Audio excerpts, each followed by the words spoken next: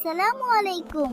তুমি কি জানো একটা সত্য কথা তোমাকে জান্নাতের পথে নিয়ে যেতে পারে? সত্য বলা সহজ না। কিন্তু আল্লাহ সত্যবাদীদের ভালোবাসেন। মিথ্যা বললে সাময়িক বাঁচা যায়, কিন্তু সত্য বললে মন শান্ত থাকে। রাসূল সাল্লাল্লাহু আলাইহি সাল্লাম বলেছেন, সত্য নেকির পথে নিয়ে যায়,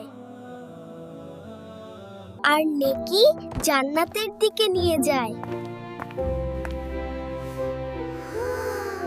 সত্যবাদী মানুষকে সবাই বিশ্বাস করে। সত্য আমাদের চরিত্র সুন্দর করে। আল্লাহ সত্যবাদীদের জন্য বিশেষ পুরস্কার রেখেছেন। চলো আমরা সবাই সত্যবাদী হই, সত্য বলি, আল্লাহকে খুশি করি। আল্লাহ হাফেজ।